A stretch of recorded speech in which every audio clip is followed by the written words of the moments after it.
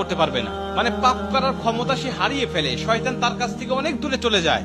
নবীজি বলছেন, যদি কোনো ব্যক্তি এই দোয়াটা মাত্র একবার পাঠ করে, যেদিন সে পাঠ করবে ওই দিন শয়তান চিৎকার করে কাঁদতে থাকে, চিৎকার করে আওয়াজ দিয়ে বলতে থাকে যে আজকে সারাদিন তুই আমার ওয়াসওয়াসা থেকে মুক্ত হয়ে গেলি, আমি ইচ্ছা করেও আজকে তোকে আর ধোঁকা দিতে পারবো না, তুই আজকে আর কোনো পথভ্রষ্টের কাজ করতে পারবি না, তুই সেটা আমার কাছ থেকে মুক্ত হয়ে গেলি।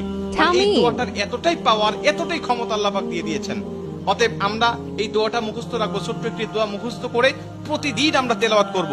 আমরা কিন্তু অনেকে আছি পাপ ছাড়তে চাই, কিন্তু আমরা এমন কিছু দেখি বা এমন কিছুর সম্মুখীন আমরা হয়ে যাই, ওটা দেখার পরে আমরা নিজের উপরে নিজের কন্ট্রোলটা হারিয়ে ফেলি, তখন আমরা পাপ করতে বাধ্য হই বা পাপ শয়তান আমাদেরকে করিয়ে ফেলে।